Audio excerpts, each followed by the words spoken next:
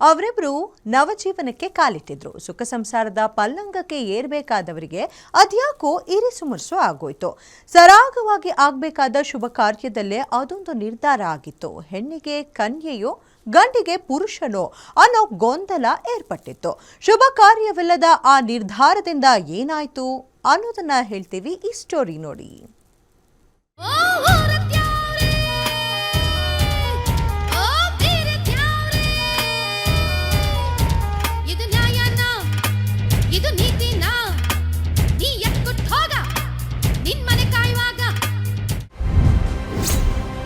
ಮದುವೆಯಾದ ಕೆಲವೇ ಗಂಟೆಗಳಲ್ಲಿ ವಧುಗೆ ಬಿಗ್ ಶಾಕ್.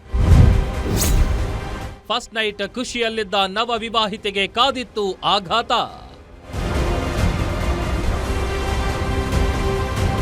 ಅದ್ಧೂರಿ ಮದುವೆ, ನವದಂಪತಿಗೆ ಶುಭ ಹಾರೈಕೆ, ಇದೆಲ್ಲದರ ನಡುವೆ ಗೆದ್ದು ಬಾ ವೀರ ಅಂತೆಲ್ಲ ಹಾಕೋ ಪೋಸ್ಟರ್ಗಳನ್ನ ನೀವು ಫಸ್ಟ್ ನೈಟ್ ಮೊದಲು ನೋಡಿರ್ತೀರ.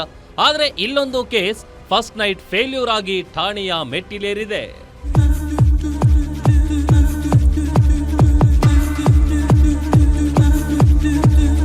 ಅಂದ ಹಾಗೆ ಅದು ಗುರು ಹಿರಿಯರು ಸೇರಿ ನಿಶ್ಚಯ ಮಾಡಿದ ಮದುವೆ.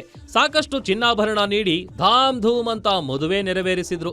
ಆದ್ರೆ ಶುಭ ವಿವಾಹವಾಗಿ 5-6 ತಿಂಗಳಿಗೆ ದಂಪತಿ ಪೊಲೀಸ್ ಠಾಣೆ ಮೆಟ್ಟಿಲೇರಿದ್ದಾರೆ. ಫಸ್ಟ್ ನೈಟ್ ಗಲಾಟೆ ಕನ್ಯತ್ವ ಪುರುಷತ್ವ ಪರೀಕ್ಷೆ ಮಟ್ಟಕ್ಕೆ ಬಂದು ನಿಂತಿದೆ.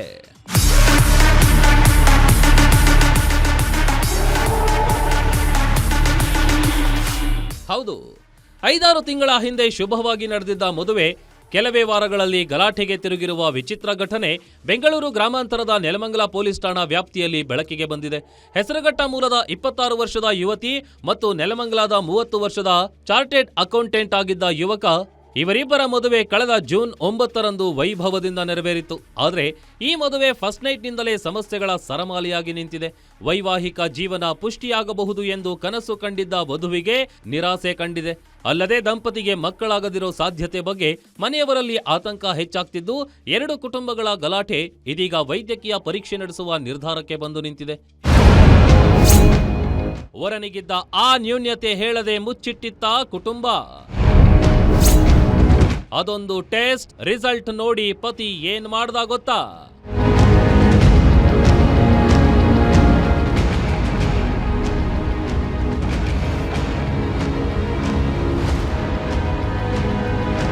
ಇನ್ನು ಬೆಂಗಳೂರಿನ ಕ್ಲೌಡ್9 ಫರ್ಟಿಲಿಟಿ ಆಸ್ಪತ್ರೆಯಲ್ಲಿ ಕನ್ಯತ್ವ ಪುರುಷತ್ವ ತಪಾಸಣೆ ನಡೆದಿದ್ದು ವಧುವಿನ ಎಲ್ಲ ವೈದ್ಯಕೀಯ ವರದಿಗಳು ಸಾಮಾನ್ಯವಾಗಿದ್ವು.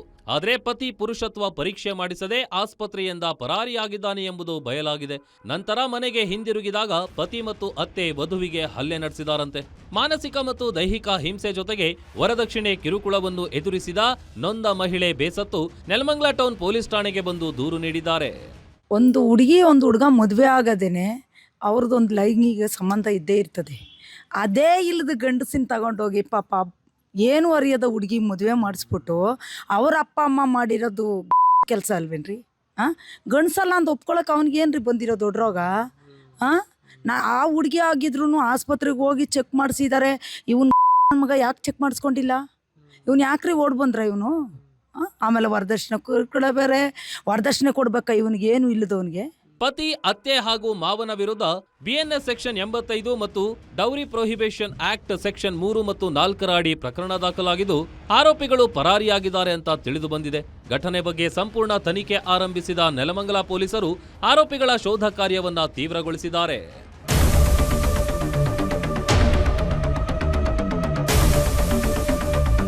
ನಲ್ಲಿ ನವ ವಿವಾಹಿತೆಯ ಕನಸುಗಳನ್ನೇ ಬರ್ಬಾದ್ ಮಾಡಿದ ಈ ಘಟನೆಯು ಸ್ಥಳೀಯರಲ್ಲಿ ಕುತೂಹಲ ಮತ್ತು ಆಕ್ರೋಶಕ್ಕೂ ಕಾರಣವಾಗಿದೆ.